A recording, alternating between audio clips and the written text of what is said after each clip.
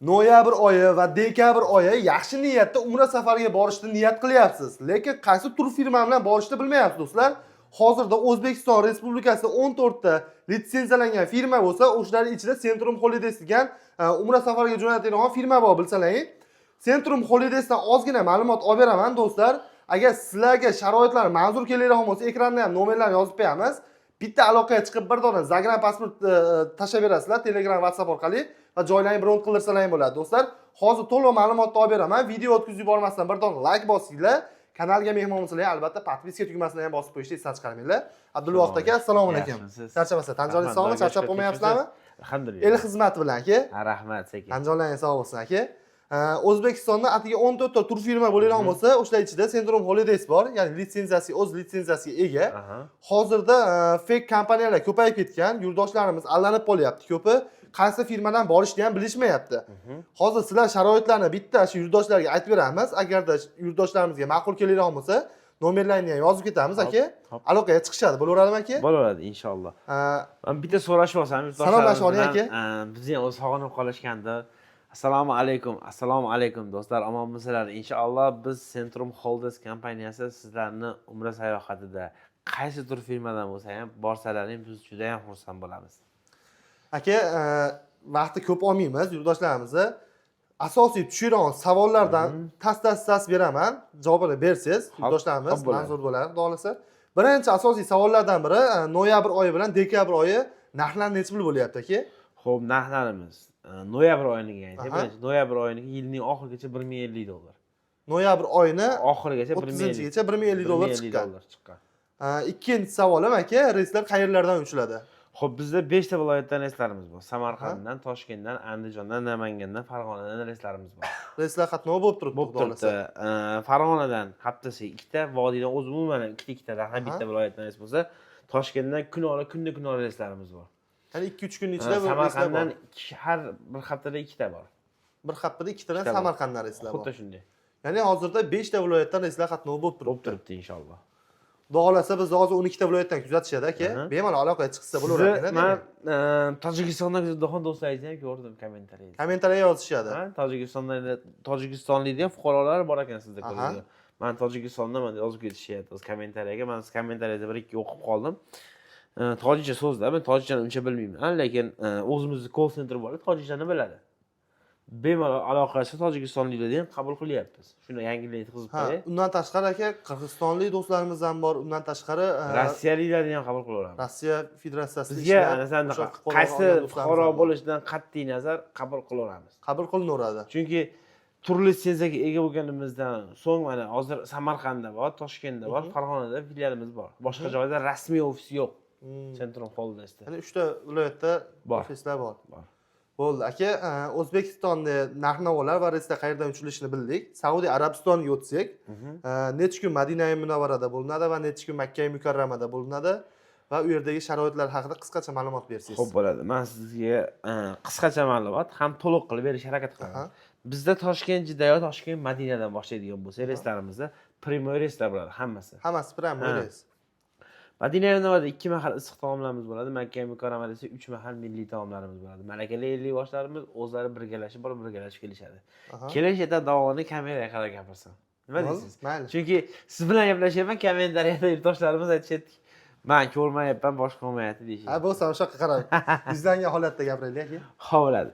Do'stlar, xudo xolasa Madina-i Munavvarada 2 mahal issiq taomlarimiz, Makka-i Mukarramada esa 3 mahal milliy taomlarimiz. Malakali 50 yoshlarimiz o'zlari birgalashib kelishadi.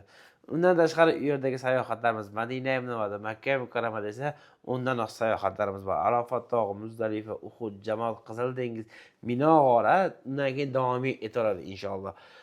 Men borganimdan keyin bir marta umra qildirib qo'ydi, bo'ldimi? Yo'q, unaqa emas. Siz bordingiz, umra qildingiz, endi umra badal qilmoqchisiz. O'zi asli umra badal degan narsa yo'q, lekin qilmoqchi bo'lganlarga biz uni qarshilik qilmaymiz. Malakali 50 yoshlarimiz o'zlari birgalashib sizni Oysha onamizga olib borib, birgalashib namoz o'qib, birgalashib umra qilib, yana boshqa umra qildirib qo'yishaveradi. U muammo emas. Ikkinchi marta umra qildirisham. Endi 14 kun muntazam birga bo'ladi. Ammo lekin siz oilaviy 5 kishi bor desa, siz alohida haramga chiqishingizga keladi. Ya'ni kimdir alohida haramga chiqqisi keladi. Lekin 50 yosh har doim pastda restrictionda o'tiradi. Diniy savollar kerak bo'lsa. bemalol ibodatlaringni, sayohatlaringni o'zlaring tashkil etsalaring ham bo'ladi ichkida. Borib aylanib sayohat qilib, oilaviy. Ya'ni 14 kun bo'lmaydi-da, 50 boshi o'sha yerda bo'ladi. O'sha yerda bo'ladi. Makka mukarramada esa 1,5 dan 2,5 kilometrgacha gastinisaning masofasi. Gastinisa masofasi. Madina Munavvarada esa 200-300 metr orada gastinisa masofasi bo'ladi. Birinchi va ikkinchi qatordan gastinisalarimiz bo'lyapti hozirgi paytda. Ya'ni Baqiy qabristonining yoniverida bo'ladi. Xuddi shunday. Bo'ldi. Saudiya Arabistonining sharoitlari yurtdoshlarimizga to'liq ma'lumot bo'ldi degan umiddamiz.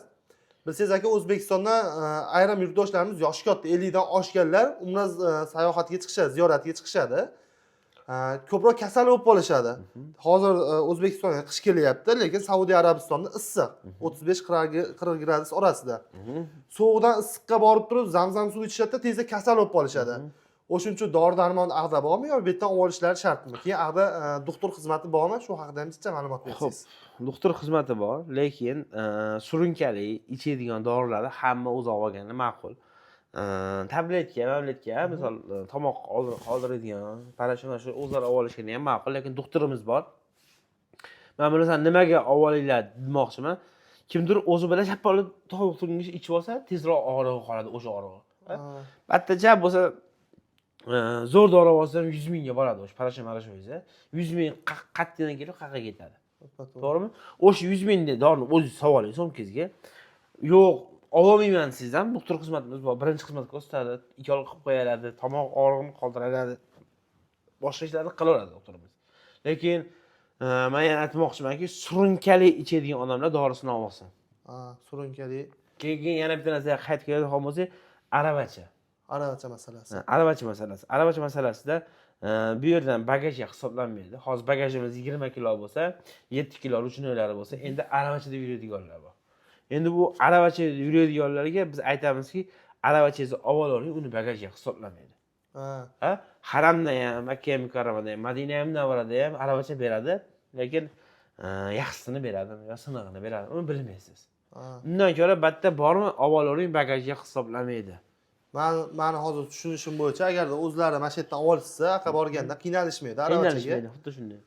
Bo'ldi, keyin do'stlarimizga o'zimiz ham borganmiz, Xudoga shukr. Eng asosiy narsani aytib o'tib ketsam, borganda birinchi o'rinda aka muzda suv ichib bo'lmas ekan, tez kasal bo'lar ekan. Zamzam suvda no-code degan yozuvlik bor ekan aka. Masalan, qarang, O'zbekistonda bo'lsangiz, xo'p, muzda suv ichdingiz uyingizda, kasal bo'lsa uyingizda, lekin Saudiya Arabistoniga boryapsiz-da. Saudiya Arabistoniga nimaga boryapsiz? Rasulullohning oldiga boryapsiz. Makka mukarrama gunohlardan poklanganga boryapsiz. Odam o'zini ehtiyot qilish kerak. Endi sovuq suvmi? Yo'q, to'xtatma, sovuq suvni ichib, issiq bor ekan, issig'ini ichib. Nafs xohlaydi har doim. Nafs har doim zo'rini xohlaydi. Sizni ham, meni ham nafsim zo'rini xohlaydi. Nafsim o'zlarim hozir ichib olsam, erta tomog'im olib qolsa, o'zi 14 kunga borganman.